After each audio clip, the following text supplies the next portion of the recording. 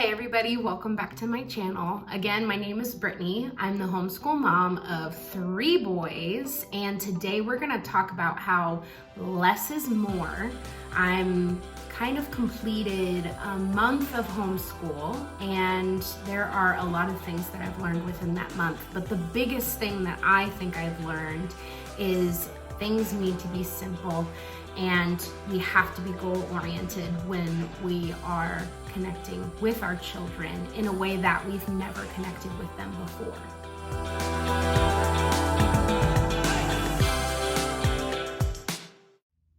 We have just about completed the whole month of September for homeschool. So for all those mamas out there that you've made it through your first month, congratulations. So proud of you. I know how hard it is because we've just done the same thing.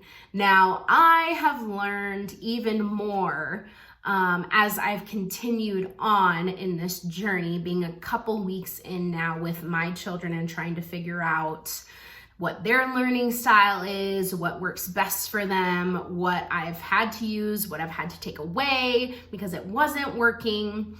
And this is all in the first month. So it's crazy to learn and to see how the first couple weeks of school, when they're in school, really it's just fluff and getting the routine down. And I'm so excited that it hasn't been like that. Since day one, we've hit the ground running and we've learned so much already. So it's been so much fun and it's been such an awesome journey so far. So I know that the Lord has called me to do this, and I feel his peace every time that we sit down in this room and we learn together. God just reaffirming that call that he's put on our lives. So it has been a great first month so far.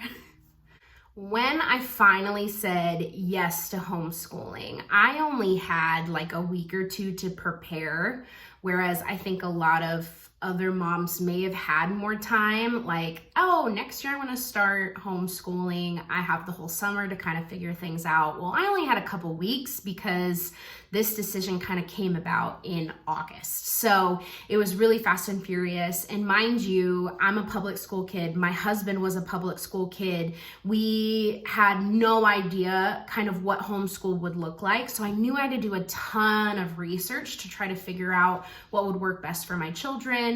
And I watched a ton of YouTube videos, all of that kind of stuff. And a lot of them said, like, know the goals for your children before you purchase curriculum. Know what goals that you have set for them. Well, with my second grader, really, when your kids are in public school, they don't really tell you what they're teaching your kids. They really don't. I mean, we would have one math assignment a week. We would do reading every single day, and spelling, but that was like about it. I didn't really know what Jackson was capable of or what we really needed to work on. So honestly, I didn't even know how to set goals for Jackson. I really didn't. For my kindergartner, for Phoenix, he's a kindergartner. So I only have preschool stuff for him to kind of base off of. With kindergarten, I know we really want to start recognizing, letters and their sounds, numbers, being able to count to 20, little things like that. So I felt like I had a better goal in mind for Phoenix. And then with Lennox, we're just kind of working on everything. So we're, working on the shapes, working on the colors, working on identifying letters and numbers and counting. I mean, my youngest, my 3-year-old, he's pretty nonverbal. So just getting him to speak and to talk and to communicate. And we have him in occupational therapy as well. So just working on all the things that his occupational therapist is giving us really was my launching pad. So for goals for them, I had a better idea, but with my second grader, I didn't know what to do. I just was like, okay, this is going to be school at home. So we're going to do all of the subjects. We're going to do science, we're going to do history, language, all of the things, math, everything. So, I got a unit study for science on the human body. I got a history book from Master Books. I got language and math and handwriting. I knew that was important. And then I was like, dude, I need spelling. So I got a spelling book too. So I got so many things for him. And throughout the last couple weeks, the big observation, the realization that I've come with is we just need to do less is more. My goal, I've found what my goal is for kind of all of our children. And this might be a little too simple, but this is kind of what I'm working with my children. I just want them to have a love to learn. And I want them to I want them to have a love for reading, a love for books. That is the most important things to me right now. My son, Jackson, my second grader, he has no confidence when it comes to reading. Being in public school, being in the lowest reading class, I knew that this would be difficult and we were just gonna have to boost his confidence. With knowing what I know now, we have simplified stuff a ton, and I'll kind of give the reasons why, and hopefully it's enough. I keep asking that question to myself, is this enough? Are we learning enough? Are we doing enough? But at the end of the day, my goal is a love for learning and a love for reading. So I have, with language, it's really can be all encompassing. So it does include your spelling. It does include your language stuff. What's a noun, verb, those things. It does require reading. So when you think of language, you think of it being this all-encompassing thing, but we weren't focusing on really reading that much within that. So I knew we had to add more reading because my son is struggling with it so much, and I needed to boost his confidence. So we started with the Bob books. They're super, super easy for him, but like I said, I need to boost his confidence and get him excited to read. Look how amazing you're doing. You are doing phenomenal. What were those people in school saying? They're crazy because you're doing amazing. So I actually heard a lot about this book and read a lot of reviews on it. And I'm actually I read the intro part of it, but teach your child to read in 100 easy lessons. This is something that I know that Jackson probably has a lot of this information, but I'm gonna take both Jackson and Phoenix into this. So I'm gonna take them both through this. This week we kind of started on lesson 1. I read all of the intro, and I find that reading, and they found that when people are teaching, teachers are teaching reading, usually it's in more of a confusing way than it needs to be. And this book really simplifies a lot of those things. So within these 100 lessons, I'm hoping that I can just boost Jackson's confidence, and even more so to have him help his brother. And then I can get my kindergarten reading, hopefully by after the 100 lessons. We will see. If he can identify all of his letters and sounds, then we're totally winning. But if he can start reading some words here and there, then I'm stoked. So I'm excited to kind of get both of them to go through that. Even though Jackson knows a lot of this stuff already, he already knows his sounds. He can read.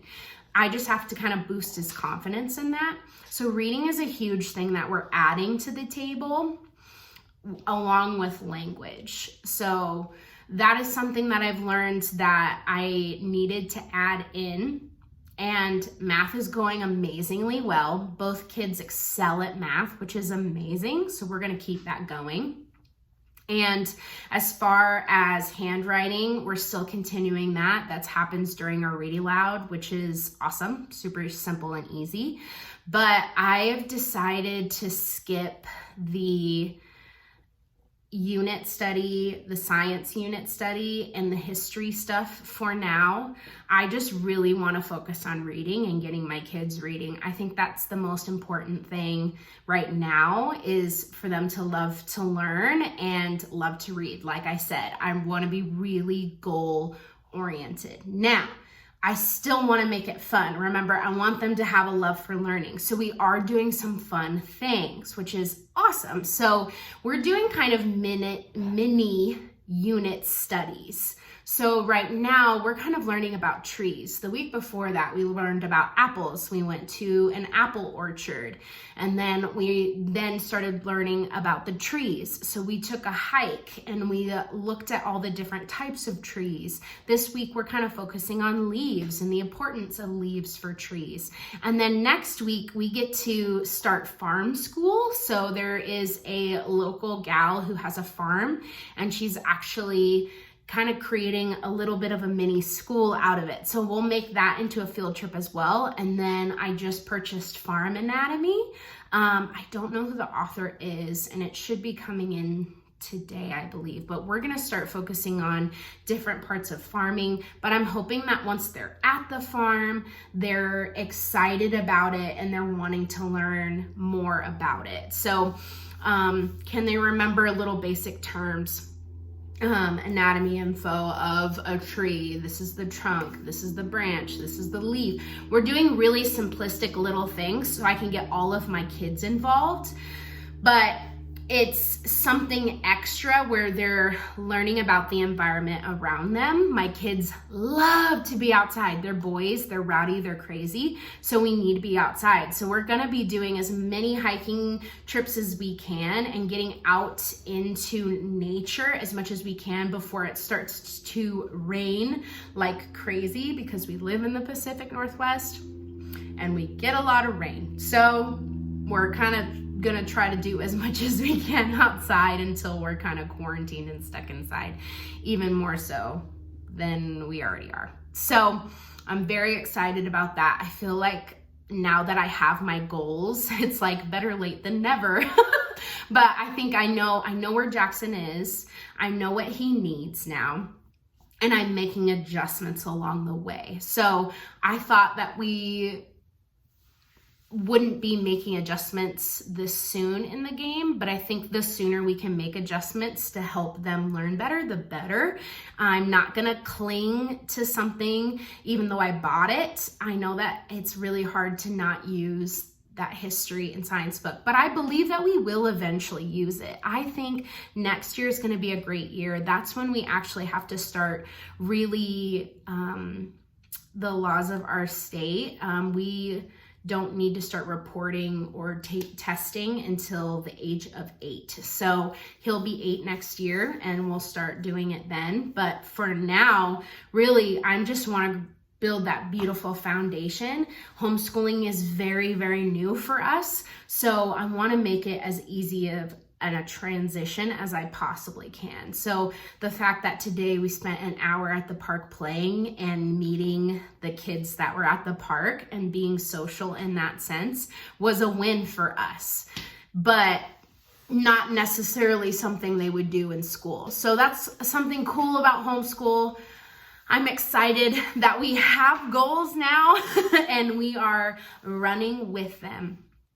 Moving forward, we're gonna build a love for learning and a love for reading. So I'm really excited. I can already see my oldest getting excited about reading, like, oh my gosh, I read this whole book and I didn't think I could, but now I know that I can. And he knows more than he lets on. I think because his confidence has been shattered as we slowly have been building it up the last couple weeks. He's like, oh my gosh, I didn't think I could do this, and I totally can. And he can do it. And it's amazing. So I feel so encouraged by that. I'm so excited. I have a little reader and I just didn't even realize that I did.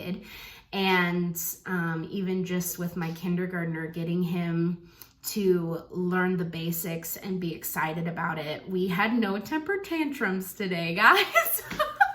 It's the little things in life. Yeah, we had a super great day. And even my youngest, he sat in my lap almost the whole entire time while I read aloud. And he was wanting to color and wanting to do what his brothers were doing. So that was just amazing. Guys, my youngest, he's basically nonverbal. In the first week of homeschool, we learned about apples. And by the end of that week, he was saying apple. Like, guys, I wanted to cry because we've been struggling to get him to say really anything, and just overhearing and learning with his brothers and just being in the room while we're learning, he said apple. Like, if that doesn't confirm everything that I'm doing, I don't know what will. But yeah, very exciting, very awesome. Again, thank you so much for being a part of this journey with us. We are learning and growing. I'm committed to learning and growing just as much as my children are. And I hope that we can encourage you in whatever way possible. Comment below, what are you guys doing? What are some things that you're doing? Are you doing the less is more approach? Are you doing a ton of stuff? How's that working for you? I'd love to know. We want to grow and learn as well. So again, thank you so much for watching this video. If you haven't already, please subscribe. You can turn on the notifications below as well if you want to get updates on when a video is posted. They will be posted weekly. Again, thank you so much for joining us, and we hope that you have a very blessed day.